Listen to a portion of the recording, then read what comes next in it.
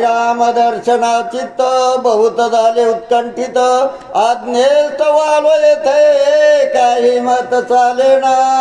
आता प्रभू रामचंद्राची भेटी होऊन बरेच वर्ष झाले आहेत आणि त्या दर्शनाची आस लागली या करता येथे आलोय आहे का ना. कुठं आलोय येथे. मी पण याच्यासाठी आलोय वाकडीत. रामायण शक्ती लावली ना आता काही नव्हतं कामाला सुट्टी करून आहे का नाही. एखादी मावशी म्हणले एक भांड राहिले दुसरं भांड राहिले हे थापू दे ते थापू दे एवढ्याच जेवाय भरपूर येतात बघा. काय किती येतात हे जेवलं पाहिजे हे खाऊन उपयोग नाही. हे निघून जाते पण हे कायम राहते हे ऐकलं पाहिजे आपण. इथं सांगितलं गेलेलं मग एवढे बाबा त्या देवाची माझी भेट झाली असे बरेच दिवस झालेत म्हणून तुला इथं बोलवलं रामानेच मला पाठवलंय. असं रामानेच माझी भेट घेण्यासाठी तुला इथं हनुमंता पाठवलंय. भरतराज बोलतात बाण तुझ सवे देईन त्यावरी करी आरोहण माझ्यावरचे लोटांगण श्रीराम आपण करावे. आता बाणेवरती आरोहण करून तुला प्रभू रामचंद्राचं एका क्षण न लागता पाये दर्शन आहे का नाही एवढंच माझा भाव आहे असं भरतराज हनुमंतरायाला बोलतात. इतुकेने कृतकृत्य झालो तुझे निसणात तू कृपाळो श्रीराम भक्त मनोगता रक्षावे. मनोगता रक्षावे इतक्याने झालो कृत्य कृत. कारण तू कसा रामाचा भक्त आहे. तर आता भरतराज येते भाऊ असताना सुद्धा काय म्हणलो बघा आपल्या घरात पण कळलं पाहिजे आपल्याला भाव कसा देता आला पाहिजे कोणाला किंवा भक्ती कशी देता आली पाहिजे किंवा प्रेम कसं द्यायला पाहिजे आदर कसा देता आला पाहिजे. स्वतः प्रभू रामचंद्राचे बंधू असताना भरतराज आहे हनुमंतराय तू कुणाचा रामाचा भक्त आहे आणि तुझ्यामुळे मला रामकथा प्राप्त झालेली आहे एवढी तुझी थोरी आहे असे नंदग्रामाच्या ठिकाणी भरतराज हनुमंतरायाला बोलू लागले. राम नामस्त स्मरता तुझ श्रवण आहे सर्वता जाणून माझ्या मनोगता वचनार्था संपादी.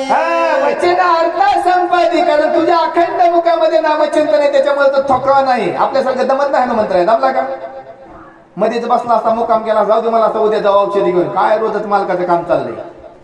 शेणाही थकवा नाही कारण अखंड भगवंताचे जपा आजपा जेवढ्या नाकातून हवा बाहेर येऊन जाते ना तेवढं रामनाम हनुमंताकडे आहे. याच्यामुळे तुझ्या अंतकरणामध्ये शेणवा नाही. या कथा काय झालंय मलाही काय समाधान प्राप्त झालंय नंदीग्रामाच्या ठिकाणी आला कारण तू नामधारकाचा ठसा आहे असं हा भरतराज बोलतात. ऐकोनी भरत वचन हनुमंत विस्मया पात्र कोण उल्लंघी तुझे वचन म्हणून चरण वंदिले. एवढे भरतराजाने सांगितलं सगळं हनुमंतरायाने श्रवण केलं ऐकलं. श्रवण म्हणजे ऐकलं आणि सगळी रामकथा ऐकली. हनुमंतराया मूर्छेला विस्पन्न झालेले आहेत. पुन्हा भरताच्या चरणावर मस्तक झालेले आहे. वाचेशी पडले महामौन राहिला दोन्ही कर जोडून रे चापी सजोने गुण सीताई सिती बाण लाविला. हनुमंतराया विस्मित झालेले दोन्ही हात जोडले तर काही सुचना काय बोलावं काहीच नाहीये. एवढ्या हात भरतराजाने धनुष्याला काय लावलाय बाण लावलाय सिती बाण सज्ज होऊन या.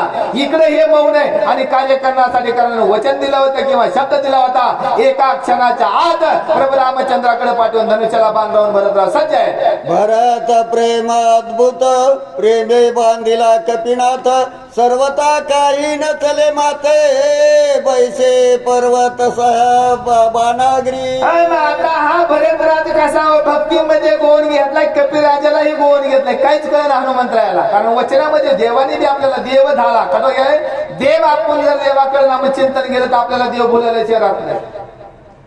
मी नाही हरिपाठातला नाही किंवा भजनात नाही ते असेच बरेच म्हणते भजनावर आहे का नाही देव भुलला देव भुलला कुठं भुलला काय माहिती म्हणते ते पण ह्यांना तर काही भुलत नाही कोणाला. अशी अवस्था कोणाची हनुमंतरायाची झाली. सांगितलं पर्वता सवेत त्या बाणावर हनुमंतराया आरूढ झालेले आहे.